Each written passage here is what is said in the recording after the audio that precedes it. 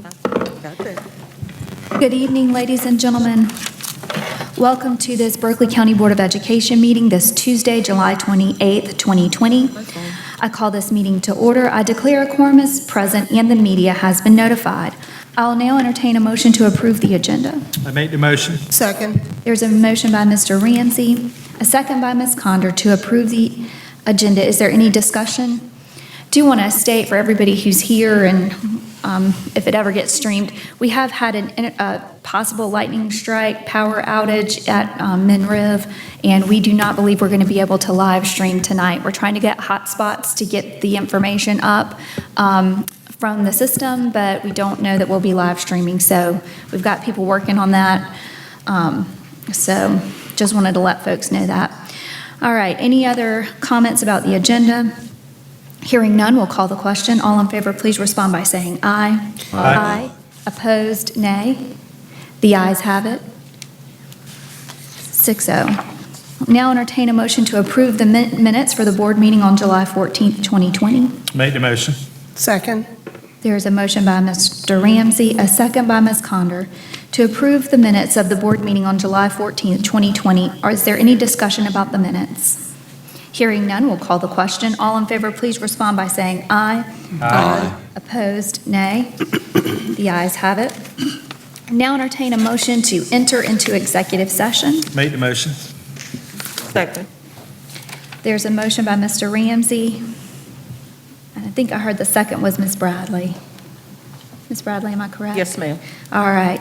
The stated purpose of executive session is the discussion of pending employment matters to include the appointment of an administrator and 10 in-district attendance appeals and 1 out-of-district attendance appeals for 11 attendance appeals. Is there any further discussion? Hearing none, we'll call the question. All in favor, please respond by saying aye. Aye. Opposed, nay. The ayes have it, 6-0. We are in executive session.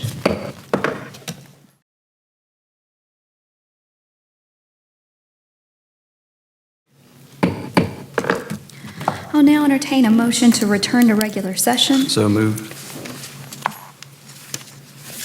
Second. There's a motion by Mr. McQuillan, a second by Mr. Barrow to return to regular session. Is there any discussion? I would like to state for the record that no action was taken in executive session. Hearing no other discussion, we'll call the question. All in favor, please respond by saying aye. Aye. Opposed, nay. The ayes have it, 9-0. We'll now move on to agenda item 3A, the Pledge of Allegiance, and a moment of silence.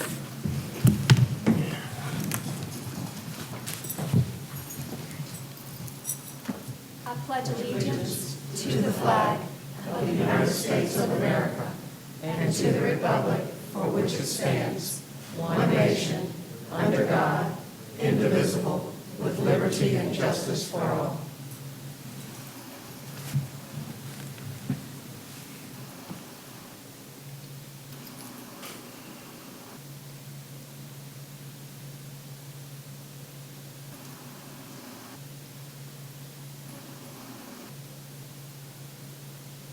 Thank you.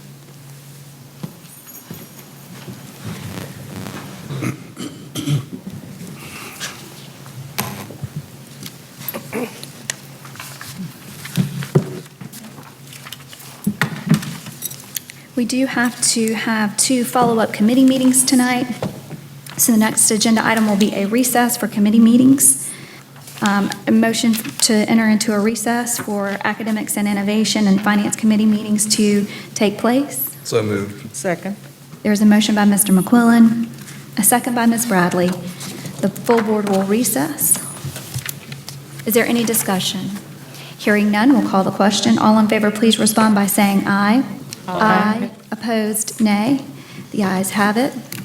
The full board is now in recess.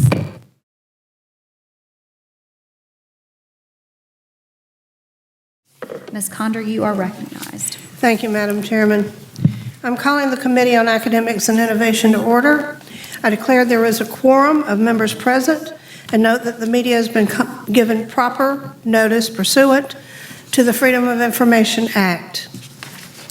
The only agenda item is the amendment of 2020-2021 instructional calendar. Mr. Jackson, you are recognized. Good evening, Madam Chair, Dr. Ingram, and members of the board.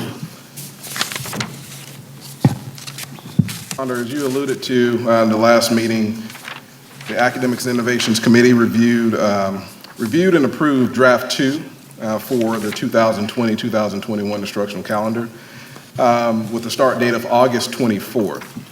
As the administration was preparing for the 2021 school year, it was determined that the district would benefit from additional time to ensure a safer environment and to ensure that students' educational needs were met.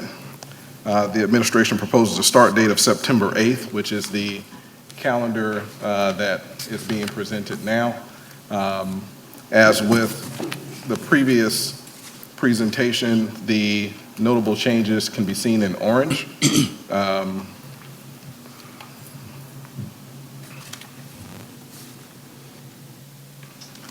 With August 17th, we kept the week of August 17th through the 21st as leap days for our K through 8 students. The first day for teachers would be August 31st, would be their professional work days, that week of August 31st through September 4th. And the actual first day for students would be September 8th. Moving along, something of note, again, in October 16th, we propose that to be a virtual instruction day. The language has changed slightly. The previous presentation had that as an e-learning day. E-learning is actually tied to another program that we're in. The concept stays the same, but we had to change the verbiage. And then again, on November 25th, it's also a virtual instruction day for students.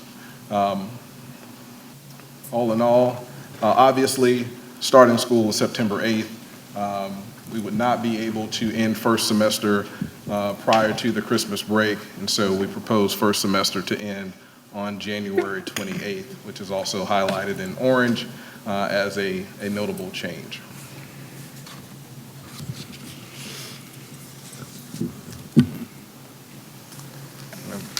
And based on this calendar that we propose, or the start date that we propose, the last day for students would be June 16th, and that would be our 180th day of school. Mr. Jackson, I know this wasn't easy to create a schedule. The focus really is to ensure that all the PPE we've ordered is delivered in a timely fashion to make sure all the things we've ordered are here to do the things we need to do to be able to follow our guidelines. So, I'm not a huge fan of going to school through June the 16th. I've heard some feedback on that, but I think it's more important to make sure we get PPE. The other question I've been asked is why don't we virtually learn the first 2 weeks of school? Dr. Wolf is here, but it is my understanding, correct me if I'm wrong, it's my understanding that we are going to have to hand schedule every student and every teacher based on certifications of the teacher and the needs of the student and the preferred delivery method. And so, although primarily we're doing this for PPE, it's going to give us 2 weeks of very important logistical planning to make sure we've matched our teachers and their needs up with our students and their needs. Did I get it right? You did, and we heard from our administrators, that was a direct request to have more time. Okay. So with the more time being given, the week of August 17th is still leap, and those K through 8 teachers will be the only ones in the building at that time? That is correct. The K through 8 teachers, and Dr. Wolf helped me out, I think there are select other personnel that will be there to assist. Okay. During that time, as well as the week of the 24th, can others come into the building, and particularly the teachers? Some of them have not been in the building since June. The administrators and then the office staff and the custodians each took a time, a day, 2 days, whatever it is, to acclimate themselves to the building since they left since dismissal in June.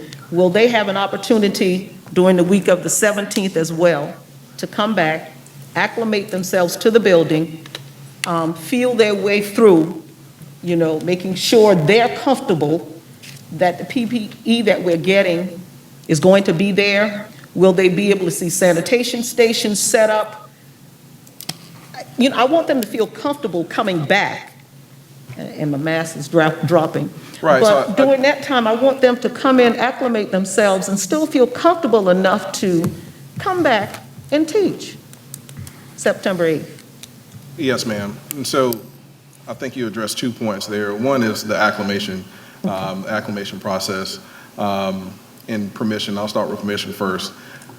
Speaking as a former administrator, I don't think there's any principals out there that would stop their employees from voluntarily coming in to set up for the upcoming school year.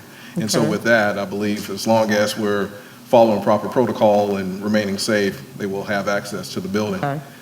With respect to becoming acclimated and, with all of the PPE and equipment that's being procured, just keep in mind that week of the 17th and the 24th, that's the week that we move from. And so we will still have items coming in. And so everything will not be in place the week of the 17th and probably not through the week of the 24th, but we should be okay later on in that month and into September. But they will be able to see a difference, hopefully, in the building itself, because my comfort level in the building has to be there even before my PPE equipment comes in. So I just want to make sure they feel safe. If the custodians have already cleaned the HVAC system, classroom been sanitized, even the floors, to them, some of them may need to look a little differently. And I think some of those comfort changes. level. I think some of those changes will be noticeable. I think the biggest change, though, and I think you'll hear this throughout, is the culture. Changing or shifting the culture, and the teachers are going to be a large part of that. All of our employees are going to be a large part of that. Okay.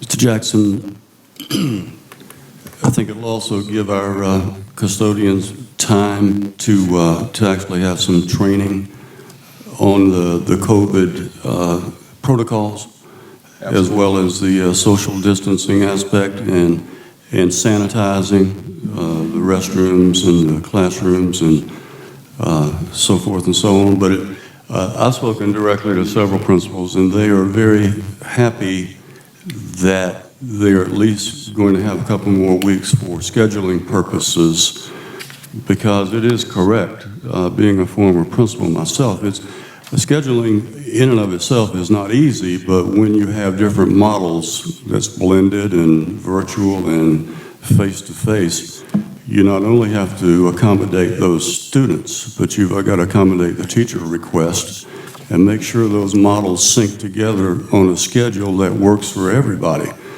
So these times are perilous and they're unprecedented, but at the same time, our folks, our parents and students and teachers have actually been given a choice of the type of methodology that they choose for their children, and the teachers hopefully will understand the fact that we're here for the students primarily, and we're at the discretion of our parents, and we want to do what's right for everybody. And I think we've done that and been very sensitive, Dr. Ingham, to the needs of all of our citizens and given everybody a voice and input. But I do have a question about a couple of things. Is this change in the instructional schedule, I think I know the answer, but I want it clarified. Is it going to in any way have an effect on the teacher salary or teacher pay dates? The short answer is no, sir. I know for a fact that Dr. Whitley and Ms. Smith have been working diligently on this. This was a potential issue that was spotted as soon as we started making adjustments to the calendar, and they've worked it out. I think you'll hear a little bit later on tonight about some of the adjustments that have been made to the contractual days for the various lengths of contract. I apologize if it was on the agenda for other. It's on the it's the salary book on the Finance Okay, Committee. all right. To line it up so that Okay. people A is correct. Now, November 25th, the last time you were before us, and I think we approved the budget, I asked a question, and it was in the affirmative that the students and the teachers were going to be able to do this online teaching or distance teaching while they were traveling to let's say, family members for Thanksgiving holidays. Is that still the case? I understand.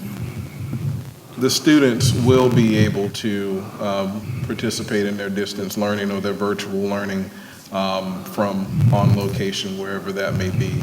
However, that does not hold true for our employees. It is a work day.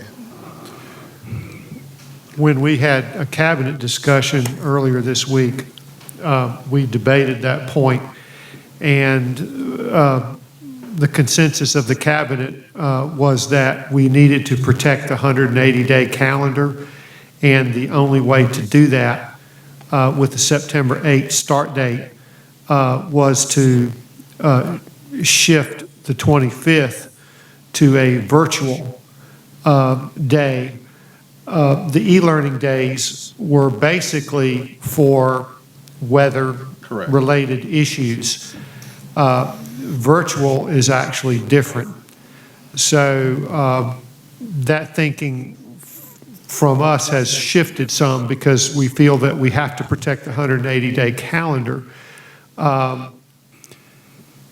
If we changed that,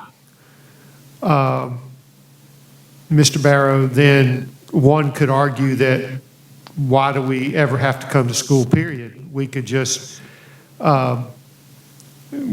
go wherever we needed to go, and we could do that from wherever we are. And while that sounds really good and appealing, we don't know that it's practical. And I realize that it's a change from what we have traditionally done for years on the Wednesday before Thanksgiving,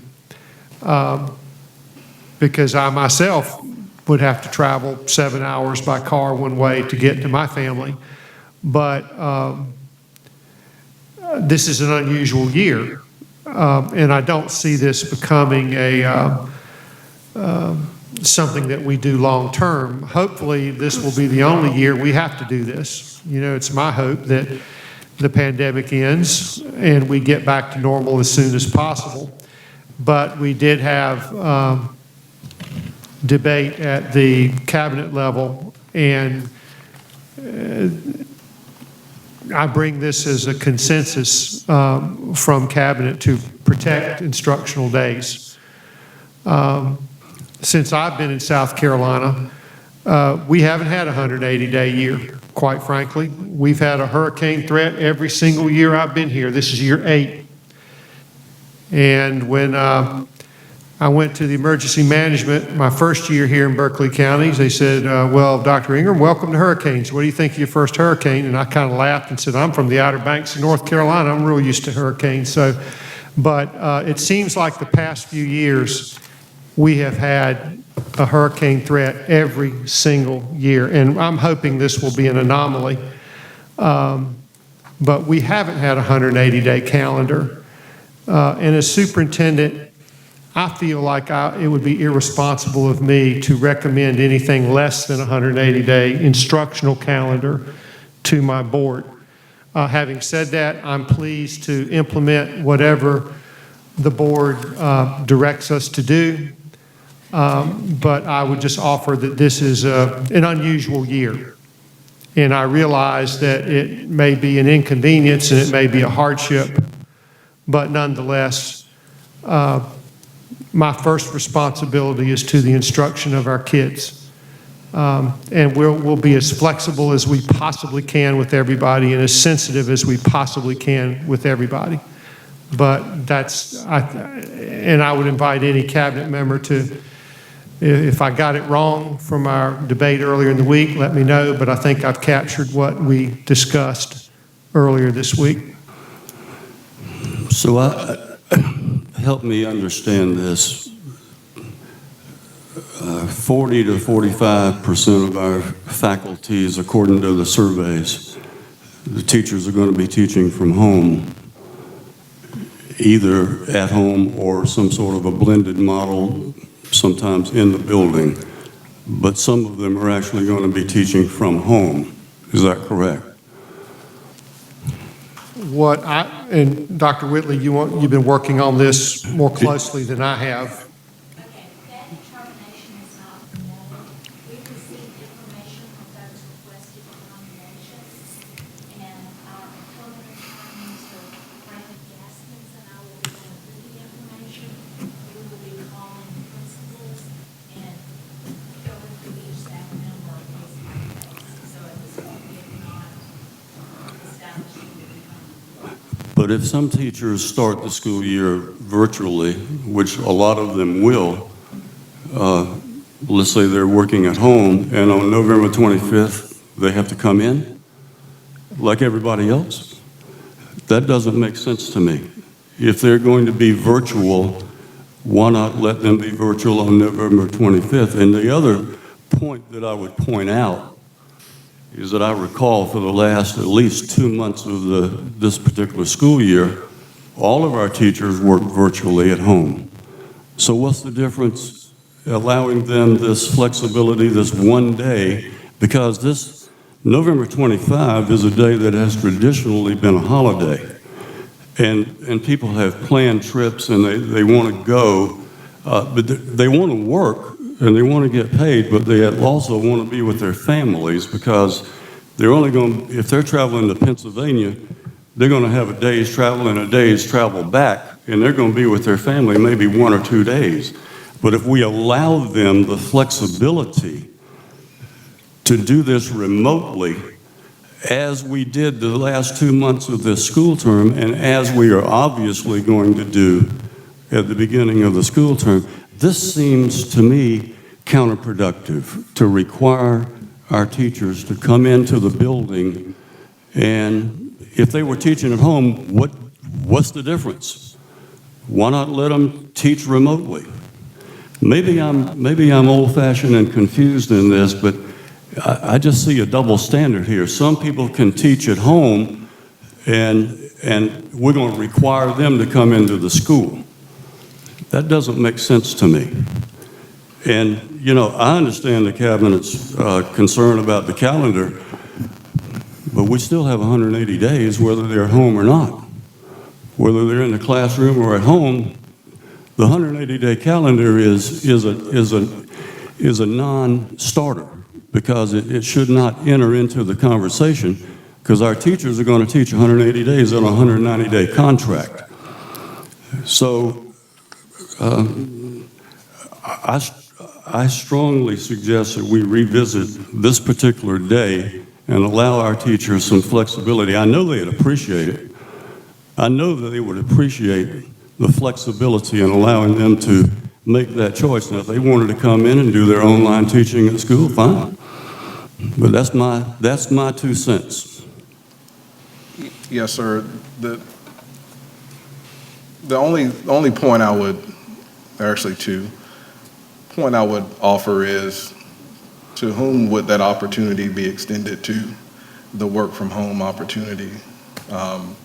Teachers do make up the bulk of our personnel, particularly at the school level. However, there are other employees.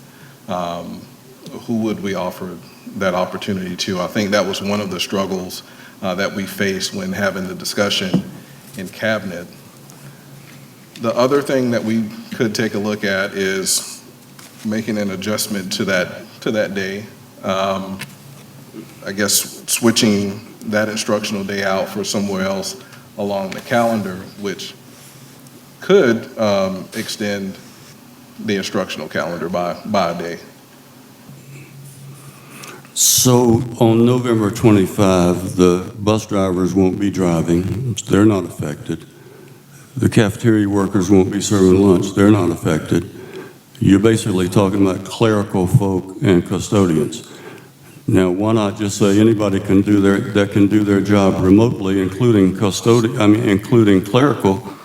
Fine, as long as you can get the work done, that's fine.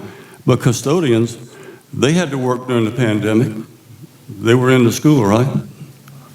So the teachers were at home, the custodians can't work at home. Okay? We understand that. Custodians have to clean the building. They have to be in the building, and they understand that. Now, if Johnny Jones is a custodian, he knows that he's not going to be able to get paid and be home. But we've done that for our teachers, so I just see a dichotomy here. I see a difference in this, and maybe there will be some board members that agree, maybe not. But this is something that at the last meeting we had the discussion. I asked the question. You won't believe the number of positive responses that I got back, and I'm sure other board members did too.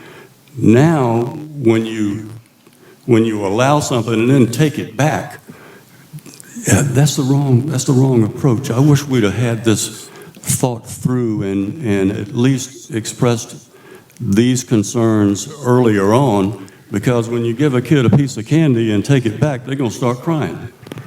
And the same thing is true of our employees. If you give them something and then make them and mandate them to come into the building, and I'm only talking about one day.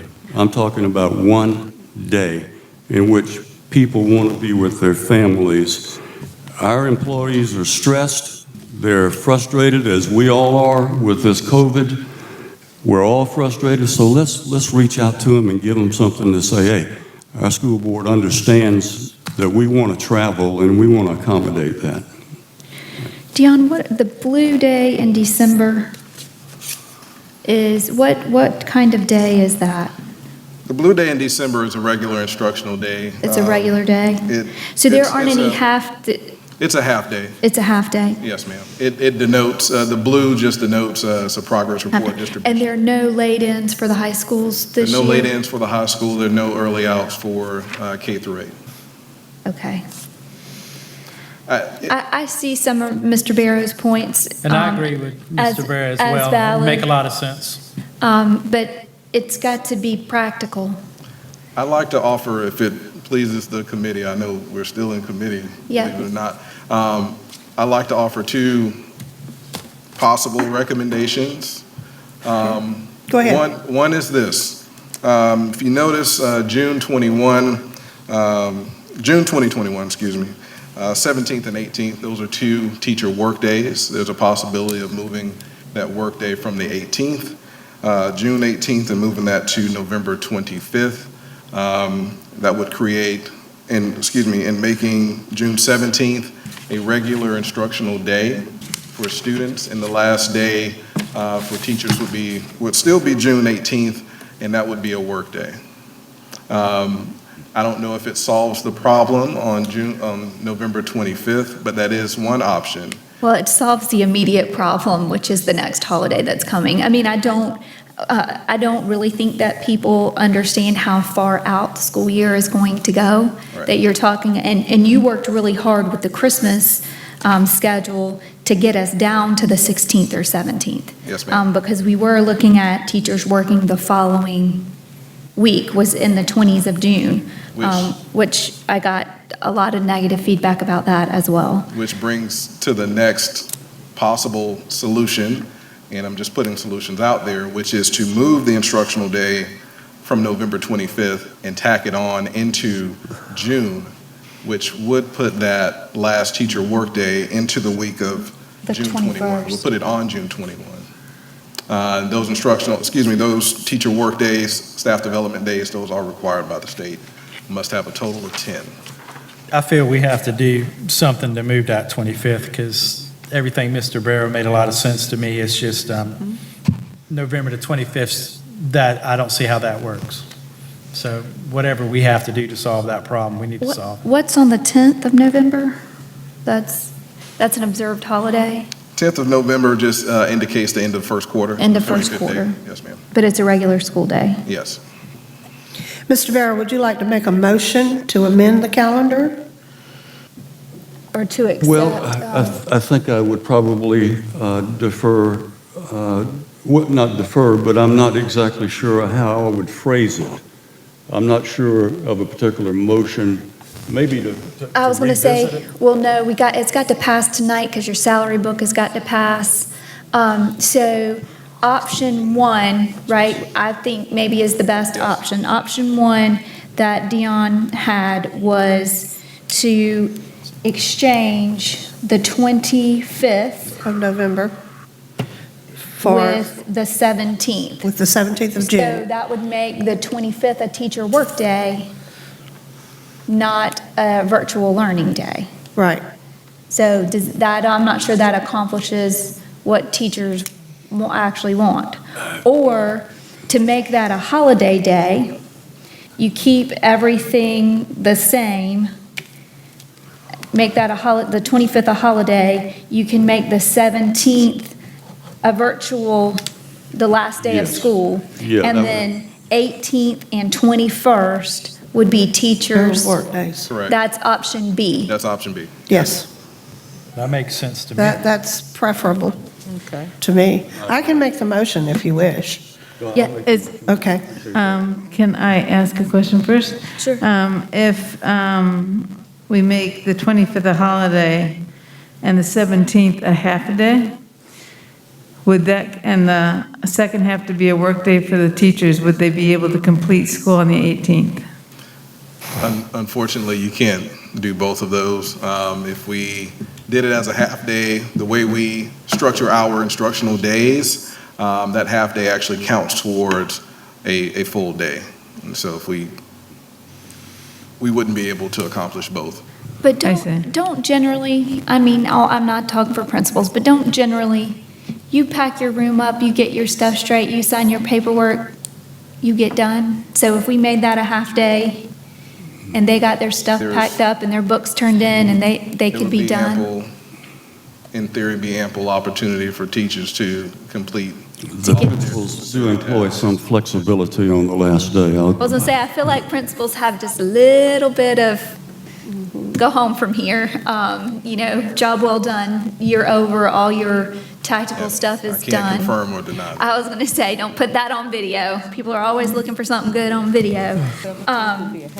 So I like Kathy's, so that, I feel like that's like B.2. So the 25th would be, so option B, we're gonna call it option B. The 25th is a holiday.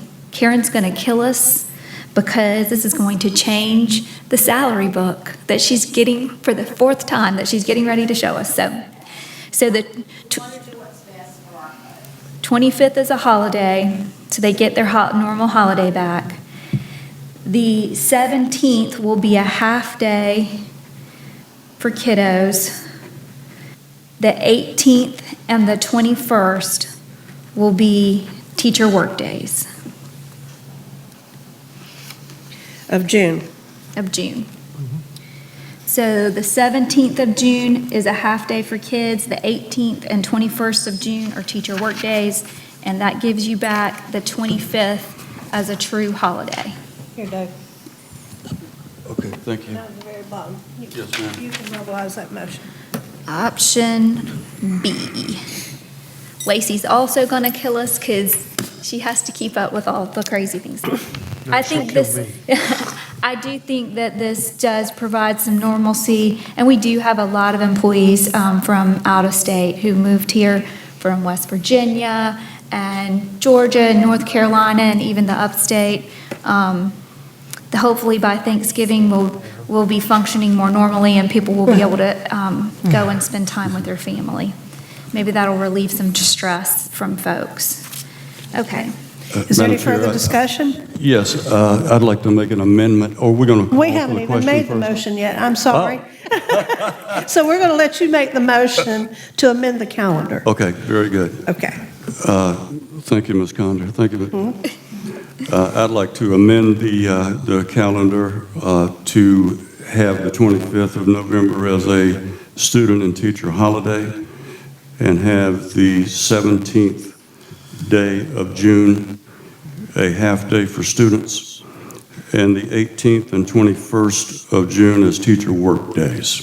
Second. All in favor, say aye. Aye. Any opposed? No opposed. The motion carries. Thank you, Madam Chair. It's a good example of collaboration. Some of us smarter than one of us. Good result. At What's this- right is more important than who's right. Thank you. Thank for you, Dr. interrupting. Ingram. Oh, no, that's fine. At this time, I will entertain a motion to adjourn this committee meeting so that So the moved. Finance and Human Resources Committee meeting can begin. So I heard moved. a motion Second. from, and a second from Mr. Barrow. All in favor, say aye. Aye. Any opposed? Nay. There are no nays. The motion carries 3-0. The meeting is now adjourned.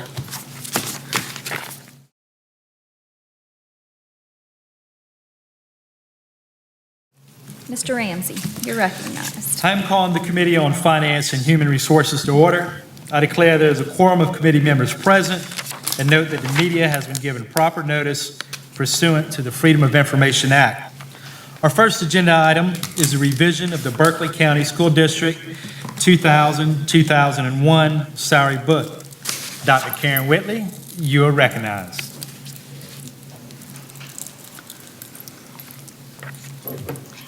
Good evening, Chairman Ramsey, Superintendent Ingram, and board members. We're asking for approval for a revision of the Berkeley County School District 2020-21 salary book. The salary book has been updated to include updated 2021 work schedules to reflect the 2021 instructional calendar revisions. Are there any questions? On the fly. So I know we were posted in board docs a set of revisions. So now these revisions, you will add a holiday in the salary book and the half-day in the salary book. Actually, what's posted here matched the original motion for Mr. Jackson. So I'm going to have to go back and do some more revision. But the important thing about tonight is because we're starting the school later, some of our folks have come back to work, and we needed to put in some non-work days so that we'll have enough days on their contract for them to finish out the school year with the children there. So in June. that accomplishes that for right now, and I will make revisions and bring it back at the next So meeting. right now, primarily, we are focused on the September 8th start, approval of what we have now, but we will bring back at the next committee meeting a revision to take into account the 2 teacher work days, the holiday, and the half-day for kids. Yes, ma'am. If we can, if you will approve what we have for tonight, I will be just as happy as I can be, and then I'll see you We'll get next it committee fixed. meeting. Okay. I move to approve the revision of the Berkeley County School District 2020-2021 salary book as presented by Dr. Whitley. Second. All those in favor respond by saying aye. Aye. All those opposed? The motion is approved by a vote of 3-0. Thank you, Dr. Whitley. Thank you. Our second agenda item is IFB 567-19-20, partial roof replacement for Devon Forest Elementary School. Ashley Smith, you are recognized. Good evening, Chairman Ramsey, Dr. Ingram, and board members. We have 3 procurement items on the agenda this evening, and I would like to invite Marcy Abrahamson up to present those items to you.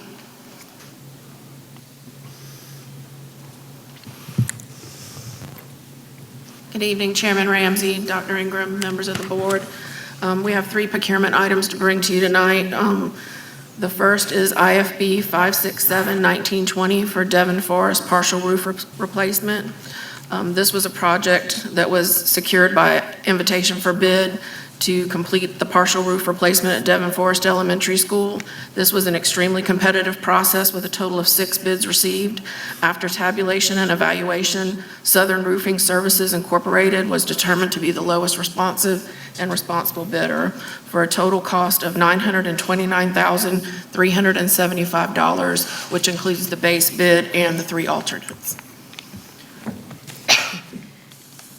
I move to award IFB 567-1920 to the Southern Roofing Services for the partial roof replacement at Devon Forest Elementary School in the amount of $929,375. I second the motion, but I do have a question. Yes, ma'am. You said they were the lowest bid. Do we always accept the lowest? Are we getting the biggest bang for the buck? This is $1 million. Yes, ma'am. We don't always go with lowest price. Invitation for bid is where you award based solely on price, and which is the method of procurement we used for this project. There are times when we'll do an RFP or a best value bid. Best value bid is where 60% of price is factored in, but then there's other evaluation factors that we score. And so then it's awarded to the highest ranked offerer. But I will tell you, in a best value bid, 99% of the time, the lowest bid is awarded because it's hard to make up those 60 points elsewhere. And then the final one is an RFP, which we're not required in an RFP to factor in price. However, my philosophy is price should always factor at least 25%. And we really reserve those for like our ERP contract, consultants, those type of things. We usually use an RFP factor because you want to really look at experience and similar projects and those kind of things to factor in, because you don't always get the quality you need with the lowest price. What's the life of the roof that they're replacing? James, is he here? Are we getting some kind of warranty guarantee on the labor and the Yes, ma'am. material and all that stuff? Yes, ma'am. All of our construction work includes Warranty of a some sort. warranty process and that So type the of life, you don't know what the life of the roof is that they're replacing? I believe the roof at Devon Forest is the original roof, if I'm correct, and we've just been patching it over the Because I know years. it's been put back a couple of years. Yeah. And your questions Pushed back? are right on point.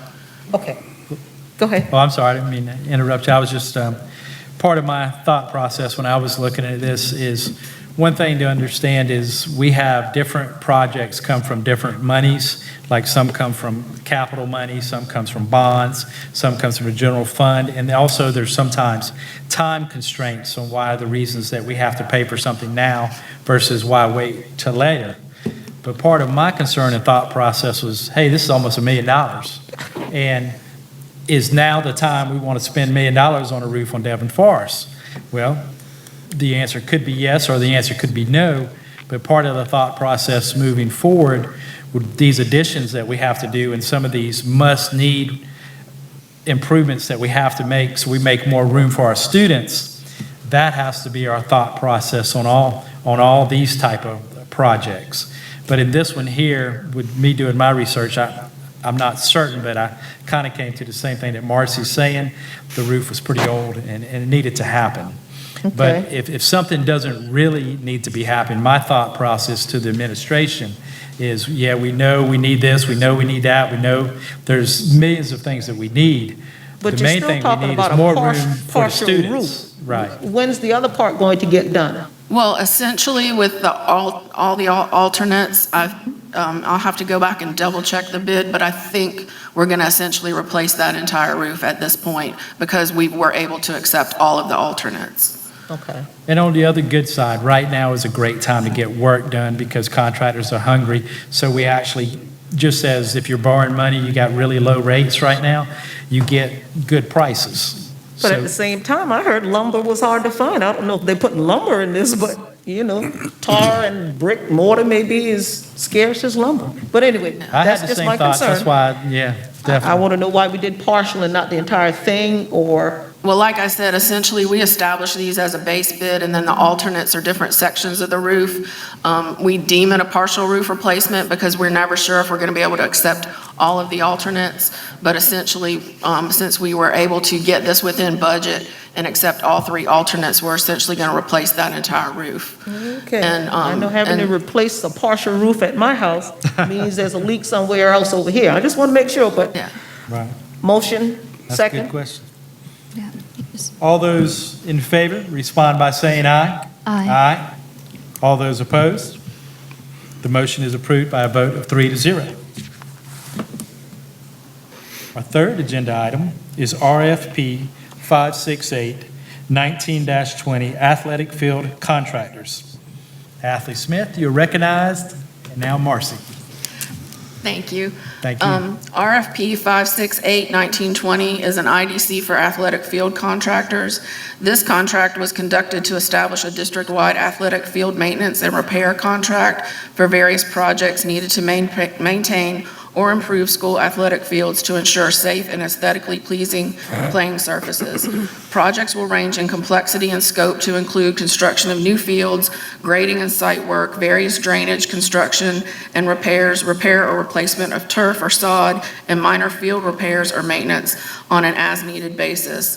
We used a representative project at Cane Bay High to install subsurface drainage beneath the football field as the representative project to factor pricing, and we're recommending award to Wilson's and Associates Sports Turf and Gulfstream Construction Company, again as an IDC with no project exceeding $150,000, capped at 2 years or $750,000, and the representative project will go to Wilson's for $58,947. Do we have a motion?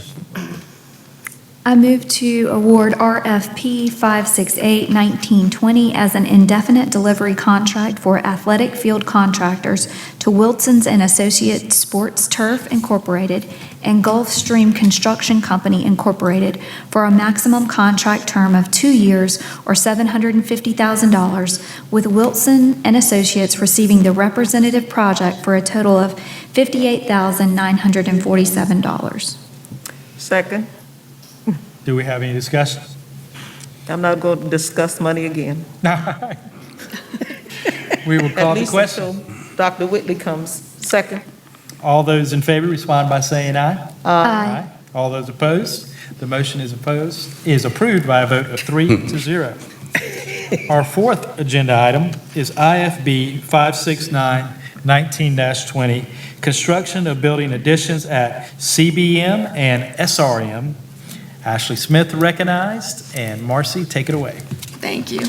IFB 569-1920 was a solicitation that we conducted to secure a contractor to perform the construction phase of the building additions for Cane Bay Middle and Sangaree Middle that was designed by Mosley Architects. Completion of this project is anticipated on or before August 13th, 2021. We recommend award to Hill Construction Services of Charleston, Charleston Incorporated for a base bid of $10,566,828, and the total price to include all the selected alternates is $11,275,704, and those alternates include additional classroom space, so hopefully we are going to be able to get ahead of the growth in that area. That's 11 million. Yeah.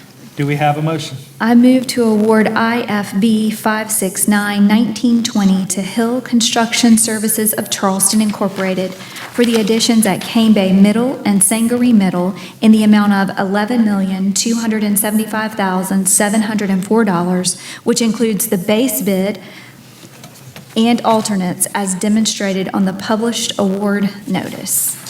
Second. This is very, very exciting. So Yes. we will be paying cash for this. There will be this will be paid for cash and finished before the start of next school year, which is very exciting. Which is Yes, exceptional. ma'am. We will now call the question.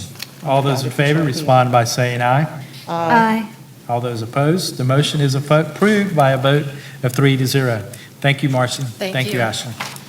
At this time, I will entertain a motion to adjourn and return to regular session. So moved. Second, all those in favor respond by saying aye. Aye. We are now adjourned.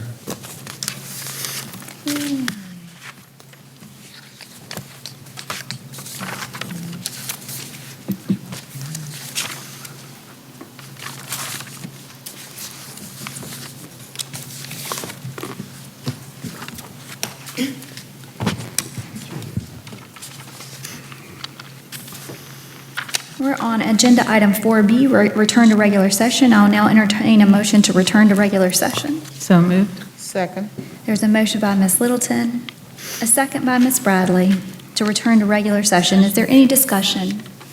Hearing none, we'll call the question. All in favor, please respond by saying aye. Aye. Opposed, nay. The ayes have it. We are in regular session.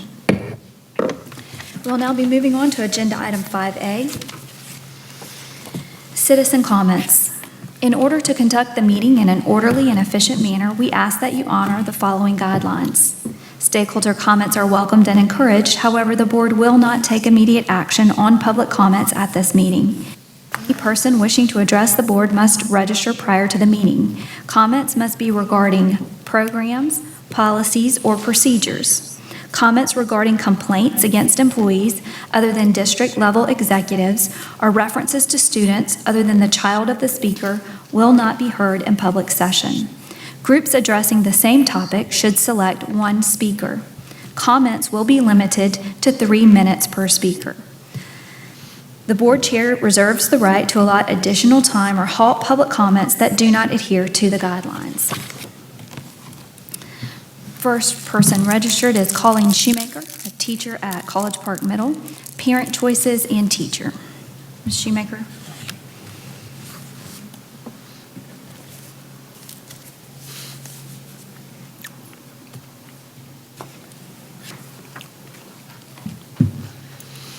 Good evening.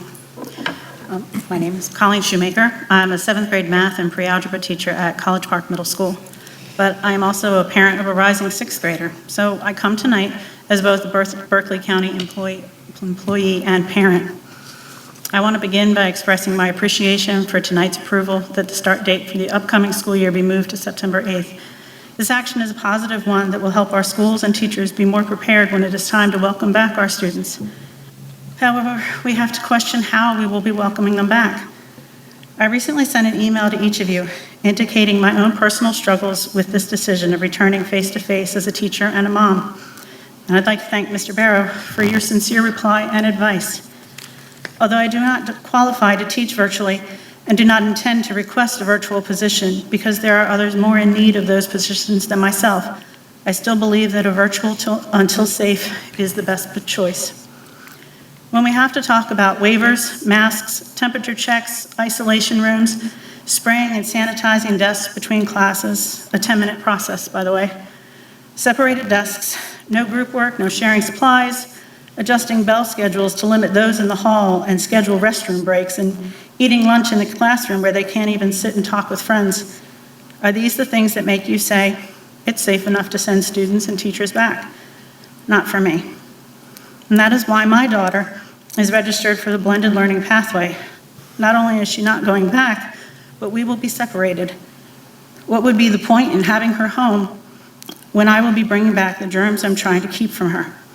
I'm blessed to have help that when she starts back to school, she will stay with my mother.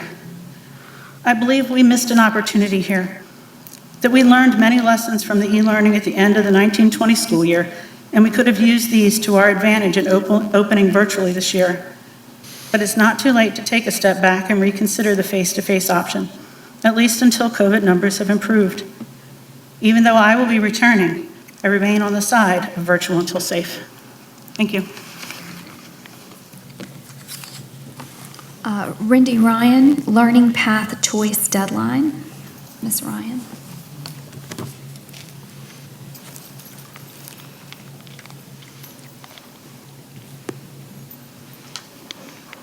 Good evening, Dr. Ingram, Chair Wofford, and members of the board. First, I want to thank you all for your service to our district during these very especially challenging times. Last Friday, I sent to all of you an email which explained why I planned to be here tonight. That email included a list of unanswered questions that have been submitted by parents in District 2 to the district about the 3 learning pathways. An updated list of questions was emailed to you all again this morning. It did grow. I am here to request that the questions being asked of you by families in the district be answered to the best of your capabilities prior to the deadline by which families must register and choose their learning pathway. I thank you all for giving us the choice of 3 different learning options. And I realize that for many families, the choice was obvious. Some families selected their pathway because they really didn't have a choice. Perhaps the parents needed to get back to work themselves, and therefore their children need to be back in the schools. Or perhaps in the family, there is a health condition that prohibits a child going back to school. Those were easy choices for those families to make, and again, thank you for offering those choices.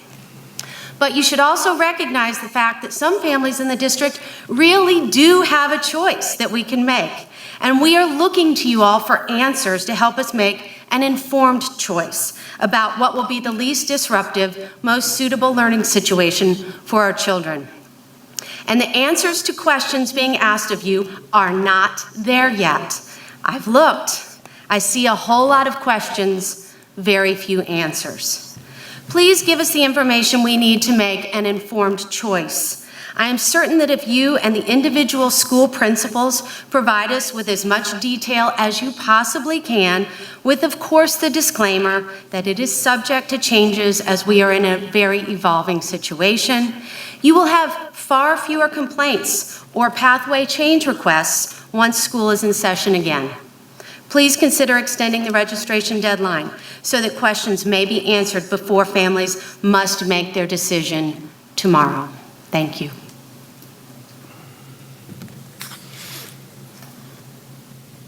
Up next, Tara Taylor, a teacher from College Park Middle School, students' mental health returning to school face-to-face.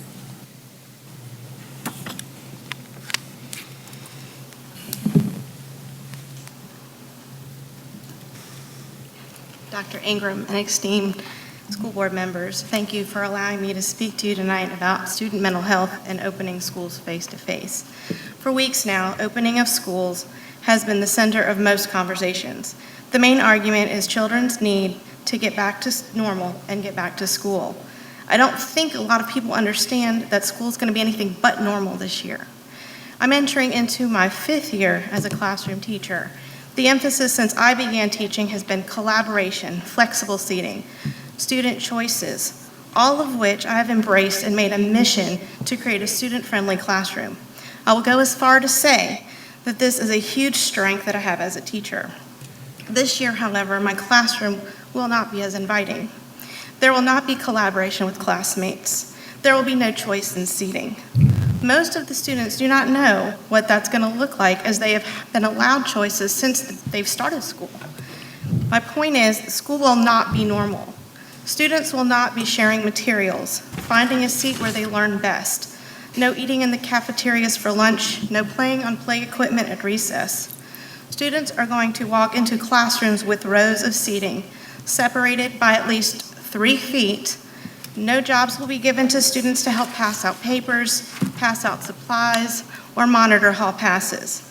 Students will be isolated in a room full of other students. This is not normal. Even though the child transmission is around 1% or may less, are you ready for the effect that 1% of students to be affected, to be out of school, or possibly to die? 1% of my school is 8 children. 2 years ago, we had a student pass. There were a lot of students that were affected by that one student. If the effect of one student is that dramatic, can you imagine the loss of 8 children? Or what if your child's teacher were to pass? How would you explain that, and what mental issue or health situations do you have set up for those children? Are we equipped to carry that kind of loss? I'm asking that the board reconsider the opening of face-to-face and consider opening virtual until the numbers are down and safer to return to school. Thank you. Next is Renee Sullivan, a teacher from College Park Middle Time Management.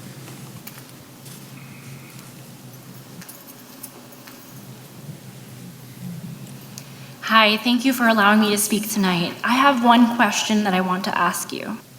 Is now the time? That is the question that is being asked, and that is what this debate comes down to, doesn't it? Time. Well, I've been in the classroom for 6 years, and I've learned the value of time. Several years ago, a friend of mine sat on a stool at the front of her class and announced to her students that she was not be coming back because her cancer had spread. "I wish I had more time with you," she said. I was in that same classroom weeks later when those students were told that their teacher had died. I was the one to take her place when she was gone. I sat on that stool where she gave her last speech, and at the desk where her Post-it notes and her student drawings still hung.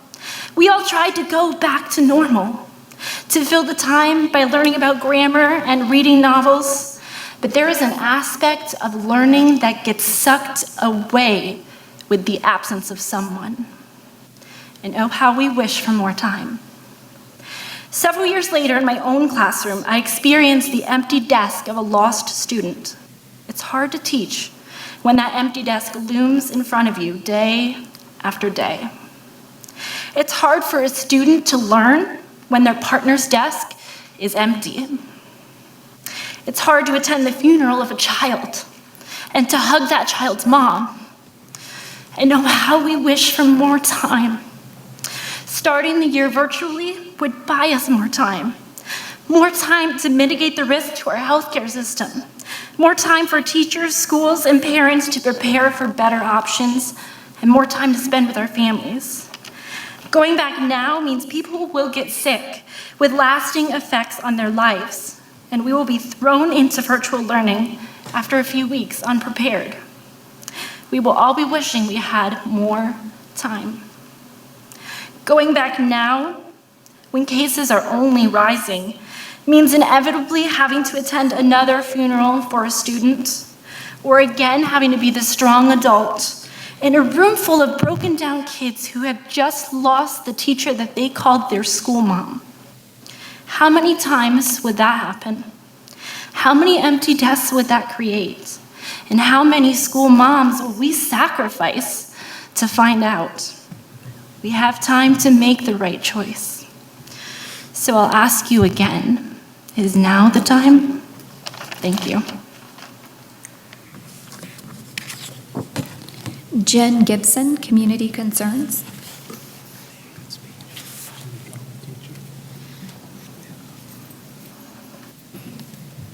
I want to thank Dr. Ingram and his staff for their patience and time communicating information to us, and I want to thank the board for their service. I know these are hard decisions with no easy answers. I applaud the option to delay the start until September 8th, but parents still have to decide by tomorrow. They do not have enough information to make an educated choice for those that have not yet decided. What are the expectations of students in each pathway? How will teachers be presenting material to their students in each pathway?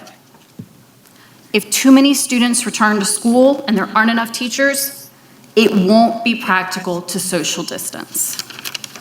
In light of that, many parents have made requests to me to ask you to make masks mandatory. While students have the choice to learn virtually, they have not had assurances made that the virtual experience will be robust. There isn't the choice that I've heard that there is. Next, I'd like to talk about teachers. While teachers want to get back to doing what they do, many do not feel safe going back into a classroom right now. They fear being exposed or worse, getting sick. Let's talk about the single mom whose kids go to school in Charleston County. The Navy wife who will be forced to live away from her husband if she is exposed. The teachers who are primary caregivers for their vulnerable parents. One of the most touching comments I received was, "I'm terrified I'm going to kill my mother." The teacher married to her husband on chemo. None of these teachers qualify as the primary person exempt from teaching.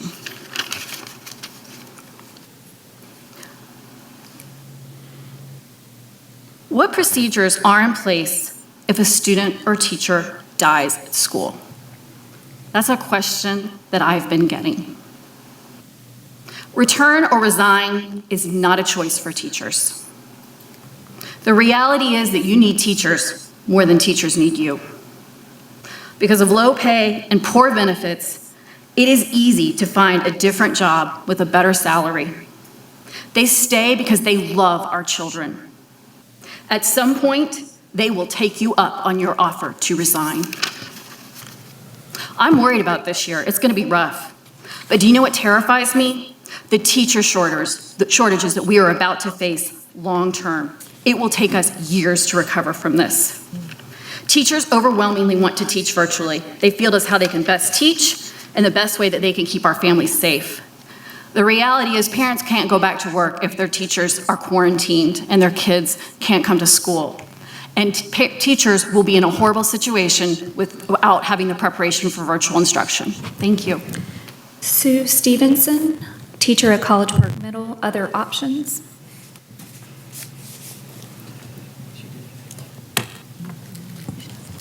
I'm going to attempt to talk through my mask because that's exactly what I'll have to do if I go face to face. I am Sue Pasqualillo Stevenson. I have taught for 30 years. I consider myself lucky to have taught in Berkeley County for the past 20. Berkeley County has always been a good school district that put children and teachers first. I would like you to do that again. This is not the time to go back to face-to-face instruction. Thank you, Board, for the consideration of moving the start date to September 8th, but we still need you to do more. If on September 8th the COVID numbers are still as high as they are right now, let Berkeley County teachers start, at least for the first 9 weeks, virtually. Let Berkeley County schools work as innovators in creating a better way. We as teachers need to put most of our effort in now in making virtual lessons the best that we can. It is not ideal, but it is the safest for our children and school personnel. Let us really concentrate on making virtual lessons and not be in the wishy-washy world of, is it blended? Is it face-to-face? Is it virtual? Please let us concentrate on one thing and do it well. Because after being in school for 2 weeks, many countries have closed the school again because of the COVID rates. And then we teachers will once again have to struggle to create the best virtual lessons. Let us use that time now. That would be best practice. Those of us who feel that we can do face-to-face, let us schedule the students that are not being engaged with virtual with appointments to help figure out how to reach them. But we cannot do any of this if we're already teaching a full 50 hours during the week. Let your educational leaders and principals be proactive and creative in coming up with solutions. They are professionals. This is not the time to go back face-to-face. One last thing, please make masks mandatory. Give us PPE to keep us safe, and let there be no retaliation for teachers that feel like they cannot go back to and be safe. This is the time to do the right thing for our students, our communities, and our grandparents, parents, teachers, custodians, food service people. Let me be proud to say that Berkeley County, once again, has taken the lead in providing wise leadership in education in South Carolina. Thank you. Nicole Buchholz, addressing how unsafe it is for kids to enter classrooms. Katie, this one's marked outside. I'm not sure. She came in. Okay. Good evening. First and foremost, I'm really not going to be here for a long time because the lovely young ladies came up and basically expressed my concerns as well. But me having a daughter that has asthma, that's a no for me. I have a niece that's 1 year old. Her immune system is still building. And just like the other young ladies have said, how would I feel like, sending my kids out to school and then they come home, passing it around the house, and there's a funeral. Me, myself, personally, I'm not signing up for that. And signing a waiver to send your kids back to school, that's like a death sentence to me. I really don't understand it. I truly don't. But I'm just really here, just trying to figure everything out because it's, just like I said, it's not making sense. The PPE you guys are putting up and in place for children that are 3, 4, 5, that's not going to work. They haven't seen their friends since March. They're going to want to run and hug them. So I don't see how it's going to work. I really don't. I say keep it virtual. Thank you.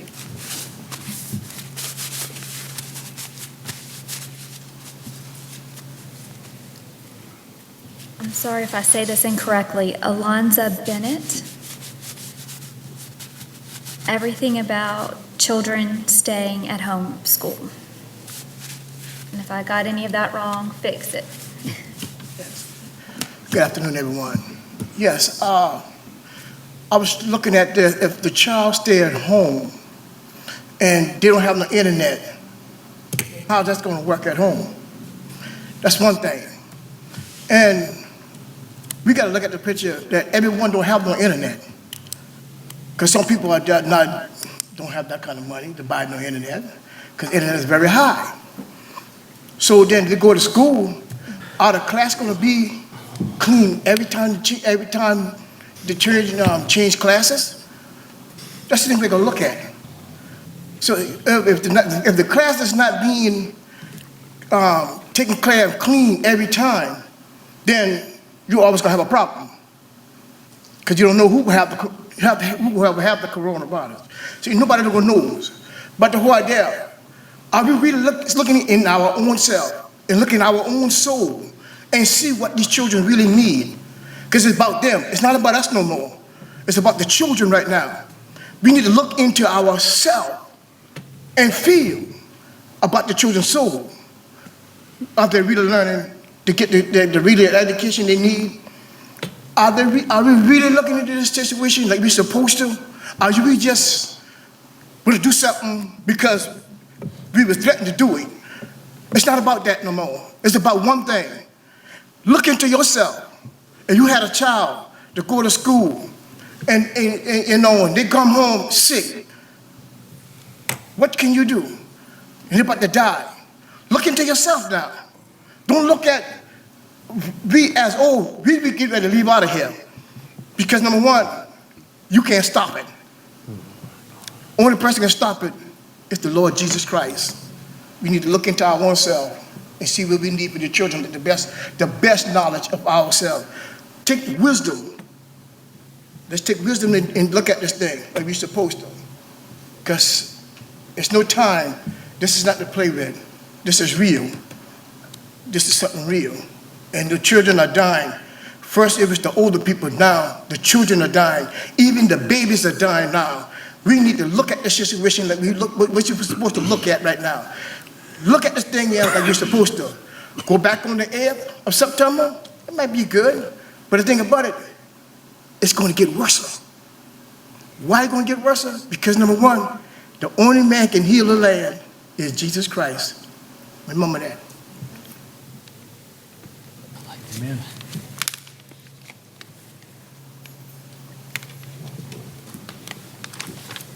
We'll now move on to agenda item 6A, action as required from executive session. Ms. Bradley, we'll start with you.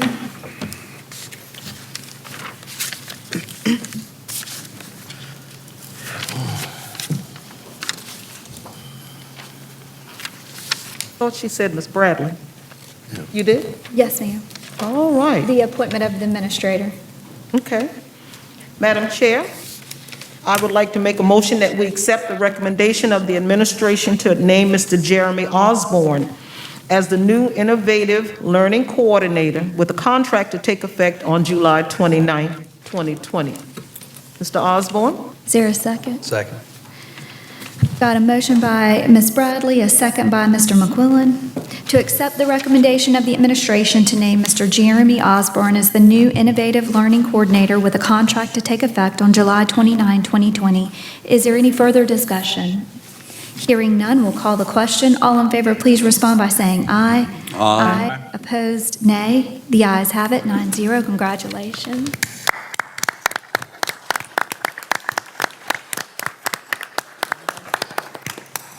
Thank you for taking this on. Innovative Learning Coordinator is very important in technology use, and technology use will be a big part of our offerings going forward. So we're excited to have you on the team. Congratulations. We'll now hear student attendance appeals. Madam Chair, I make a motion that we... Okay, hold on. I've got in district and out of district. So I'm going to start with in district. That's the top of the page. So student number 1. Go for it. Okay, Madam Chair, I make a motion that we deny the appeal of student number 1. Second. All right. There's a motion by Ms. Littleton, a second by Mr. McQuillan to deny the appeal of student number 1. Is there any further discussion? Hearing none, we'll call the question. All in favor, please respond by saying aye. Aye. Opposed, nay. The ayes have it, 9-0. Madam Chair, in the matter of student number 2, I move that we deny the appeal. Second. There's a motion by Mr. McQuillan, a second by Ms. Conder to deny the appeal of student number 2. Is there any further discussion? Hearing none, we'll call the question. All in favor, please respond by saying aye. Aye. Opposed, nay. The ayes have it, 9-0. The matter of student number 3. Madam Chair, in the case of student number 3, I ask that we defer to the administration for this appeal. Second. All right. I've got a motion by Mr. Barrow. Bless you. A second by Mr. McQuillan to refer student number 3 to administration. Is there any further discussion? Hearing none, we'll call the question. All in favor, please respond by saying aye. Aye. Opposed, nay. The ayes have it, 9-0. Student number 4. Madam Chair, I make a motion that we approve the appeal for student number 4. Second. All right, who's gonna? Ramsey. I've got Littleton, who deferred. I will. So it's Ramsey. All right. I've got a motion by Ms. Littleton, a second by Mr. Ramsey to approve the appeal of student number 4. Is there any further discussion? Hearing none, we'll call the question. All in favor, please respond by saying aye. Aye. Opposed, nay. Nay. All right, 8-1. The ayes have it. Student number 5. Madam Chair, in the matter of student number 5, I move that we deny the appeal. Second. There's a motion by Mr. McQuillan, a second by Mr. Barrow, to deny the appeal of student number 5. Is there any further discussion? Hearing none, we'll call the question. All in favor, please respond by saying aye. Aye. Opposed, nay. The ayes have it, 9-0. We're down to student number 6. Madam Chair, in the matter of student number 6, I move that we deny the appeal. Second. There's a motion by Mr. McQuillan, a second by Ms. Littleton to deny the appeal of student number 6. Is there any further discussion? Hearing none, we'll call the question. All in favor, please respond by saying aye. Aye. Opposed, nay. The ayes have it, 9-0. Student number 7. Madam Chair, in the matter of student number 7, I move that we deny the appeal. Second. There's a motion by Mr. McQuillan, a second by Ms. Littleton to deny the appeal of student number 7. Is there any further discussion? Hearing none, we'll call the question. All in favor, please respond by saying aye. Aye. Opposed, nay. The ayes have it. Students 8 and 9 will be heard together. Is there a motion for students 8 and 9? Madam Chair, go ahead. Madam Chair, I make a motion that we approve the appeals of students 8 and 9.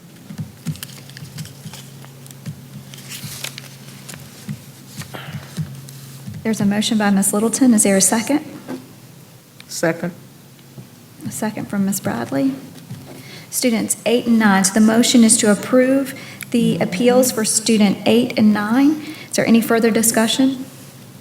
Hearing none, we'll call the question. All in favor, please respond by saying aye. Aye. Aye. Opposed? Nay. Nay. All right, ayes. Nays. All right, that motion is defeated. We'll need a new motion. Madam Chairwoman, in the matter of students numbers 8 and 9, I move that we deny the appeals. Second. All right, so the new motion for students 8 and 9 is McQuillan motion, second Ramsey. The motion is to deny the appeal. Any further discussion? Hearing none, we'll call the question. All in favor, please respond by saying aye. Raise your hand so I can count them. Aye. 1, 2, 3, 4, 5. Motion passes 5. And everybody else, nay? 4. All right, motion passes 5-4. We hadn't had a 5-4 in a minute. Student number 10. Madam Chair, I make a motion we deny the appeal. Second. Deny. There's a motion by Mr. Barrow, a second by Mr. Ramsey. To deny the appeal of student number 10. Is there any further discussion? Hearing none, we'll call the question. All in favor, please respond by saying aye. Aye. Opposed, nay. The ayes have it, 9-0. We have one more expulsion appeal.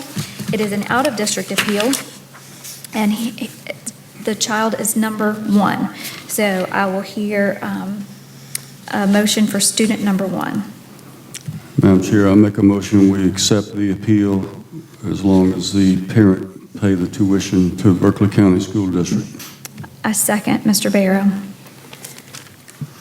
So there's a motion by Mr. Barrow, a second by Wofford, that we will accept the out-of-district appeal pending payment of tuition. Is there any further discussion? Hearing none, we'll call the question. All in favor, please respond by saying aye. Aye. Opposed, nay. Nay. The ayes have it, 8-1. That concludes our action from executive session.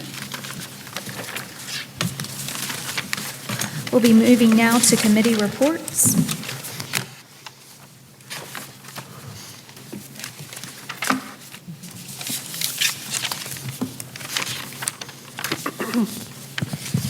The next item on the agenda and reports are from standing committees. First, a report from the Committee on Academics and Innovation. Chairwoman Ann Condor, you are recognized. Thank you, Madam Chairman. The Committee on Academics and Innovation met on July the 14th, 2020. On recommendation of the committee, I move to approve the Head Start Budget Expenditures Report for May 2020, Head Start Credit Card Report for May 2020, Transportation Waiver, Annual Report, and Prospective New Hires. We have a recommendation from committee. No second is required. Is there any further discussion? Hearing none, we'll call the question. All in favor, please respond by saying aye. Aye. Opposed, nay. The ayes have it, 9-0.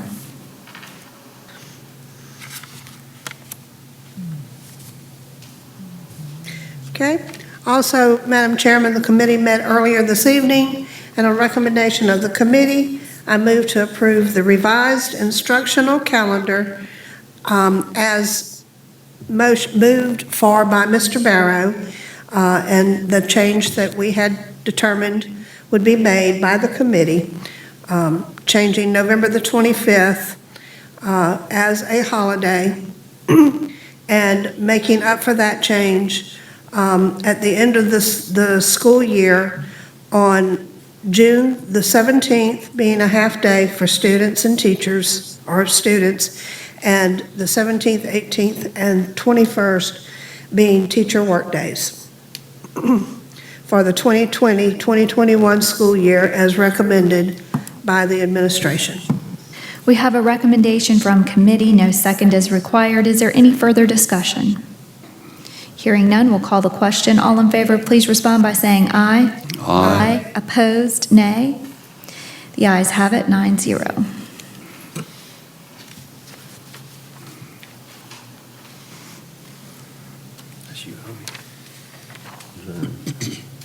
And before we move on, I would like to thank Mr. Jackson for all of your hard work on that calendar, sir. Thank you. So next is the Committee on Finance and Human Resources. Chairman Michael Ramsey. Madam Chairwoman, the Committee on Finance and Human Resources met on June the 9th, 2020. On recommendation of the committee, I move to approve the award of RFP 556-19-20 for on-call mold and disaster remediation services to Sturry Clean South Carolina LLC for initial term of 1 year with the option to renew for 4 additional 1-year terms with a 5-year contract value of $600,000. We have a recommendation from committee. No second is required. Is there any further discussion? Hearing none, we'll call the question. All in favor, please respond by saying aye. Aye. Opposed, nay. The ayes have it, 9-0.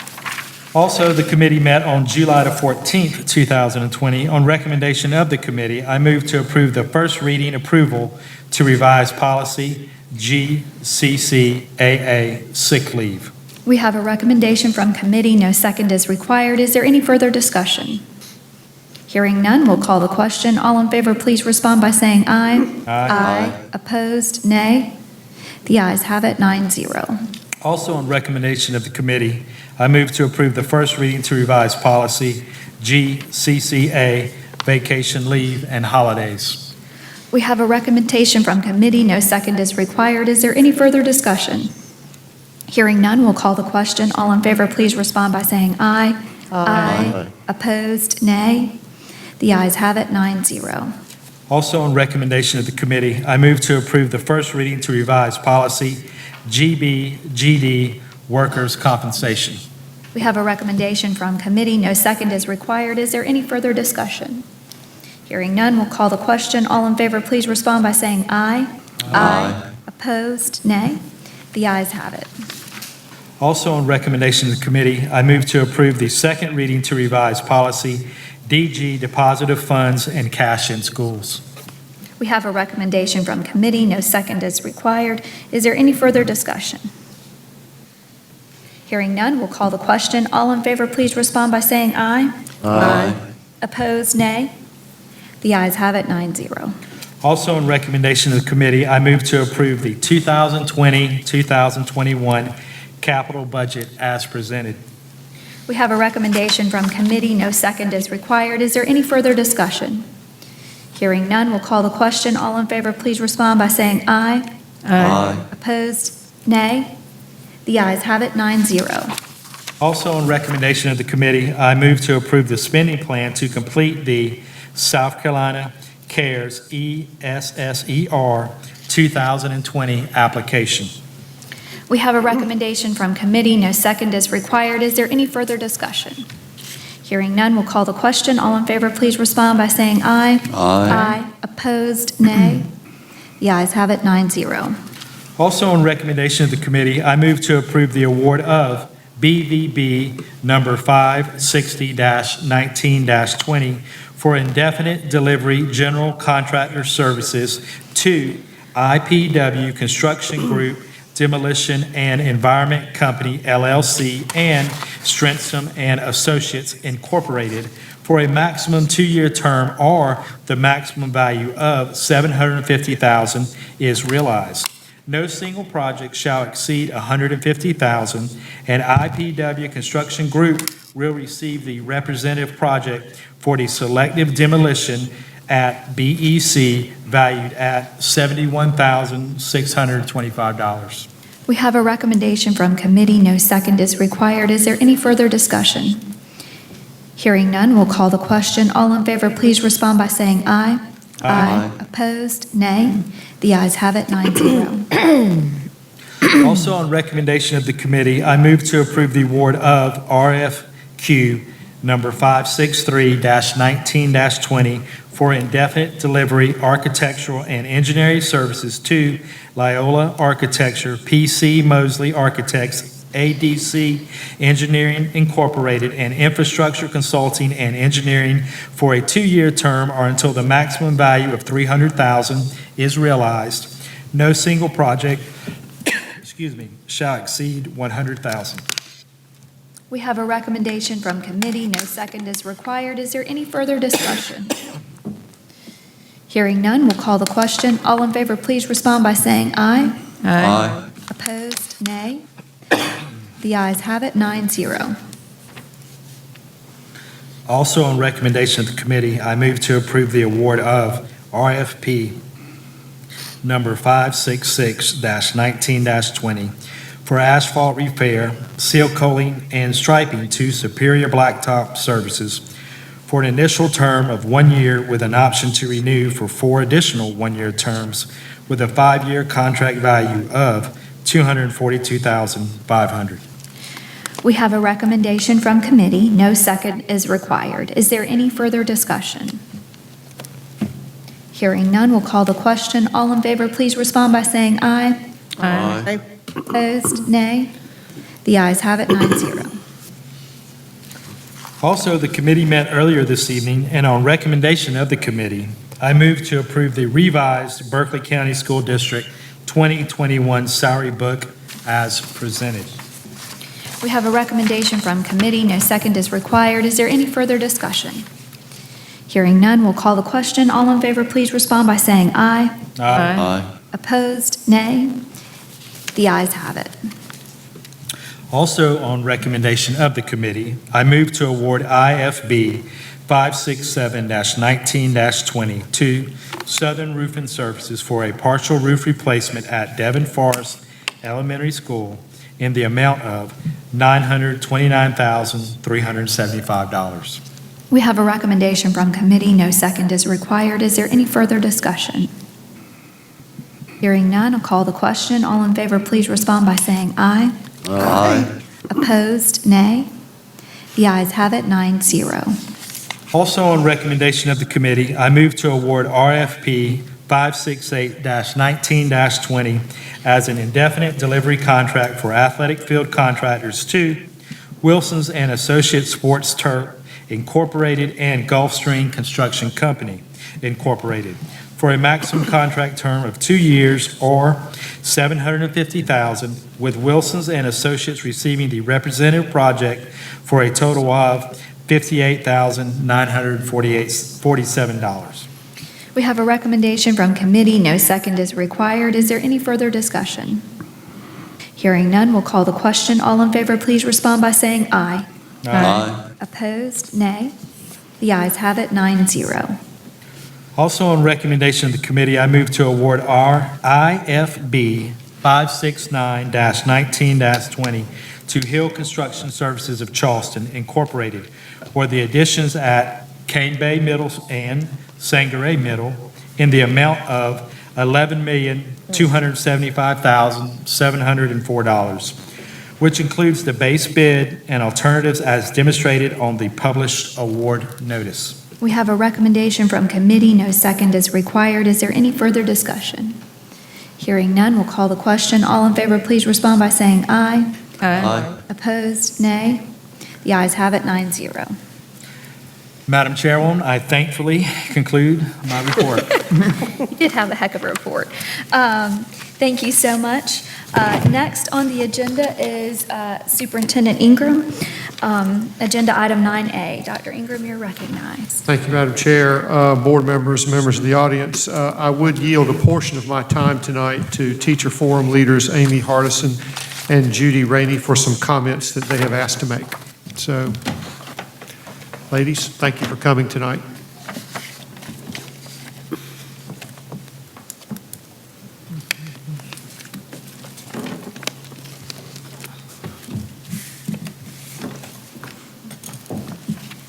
Good evening, Dr. Ingram, Chairwoman Wofford, members of the board, and members of cabinet. We are thankful for this opportunity this evening to share some trends on the reopening plans for the 2020-2021 school year. We know the task before us is daunting, one with many movable parts. Our goal tonight is to productively advocate for all teachers in Berkeley County School District as we navigate these current challenges. The top trends: prefer that masks be required for all staff and students, even in the classroom. Prefer to start school on September 8th due to the high COVID numbers. Concerned about the logistics of COVID-19 sick leave. A suggestion: if teachers and classes are quarantined, teachers would switch to remote learning from home and not use sick leave unless the teacher is ill or the teacher's child is ill. Concerns about balancing live streaming in the classroom with blended and distant learners while also teaching and adhering to the needs of our face-to-face learners at the same time. Concerns about student waivers for teachers' children. Teachers feel they don't have a choice but to sign the waiver due to lack of childcare, regardless of family preference for returning to school. The remaining trends have been provided for you in your folder. At this time, I would like to turn it over to Judy Rainey, our 2020 BCSD Teacher of the Year. In our perfect world, we all want to be back in our classrooms with all of our students face to face. We are passionate about teaching. It's who we are. However, first and foremost, we are wives and husbands, moms and dads, grandparents, sons and daughters, brothers and sisters. Our student safety is our top priority. Our safety is also our top priority. Talking to teachers across the district, we see that social emotional needs are real for teachers. We all realize we are in uncharted waters and the challenges are huge. You have a daunting task before you. We have teachers who are ready to go back now with no hesitation. We also have teachers who are not comfortable going back until the COVID-19 numbers are lower. And then we have teachers everywhere in the middle. We know that your decisions will not make every teacher happy. However, we appreciate the opportunity you have given us to share our thoughts, concerns, questions, and possible solutions. Additionally, we appreciate how Dr. Ingram stated in his email to all teachers that these plans are fluid and will be updated as necessary. Therefore, we just ask that you consider these trends to the greatest possible extent as you are making these important decisions for students and teachers. We will continue to look for the opportunities or silver linings in our current challenges. We will also make these difficult situations positive for our students and our schools. But we know that we can only do this if teachers, administrators, central services, and the school board continue to work together as a team. Thank you for listening and allowing teachers to have a voice in the decision-making process. Please let us know how we can be of support in the coming days. Thank you. Thank you, Ms. Hardison, Ms. Rainey. We appreciate your leadership. Better put my glasses on. I would like to congratulate Board Member Yvonne Bradley for completing Level 1 board training offered by the South Carolina School Board Association. This is the first of 6 levels, and I would like to award Ms. Bradley this certificate of her accomplishment. Ms. Bradley?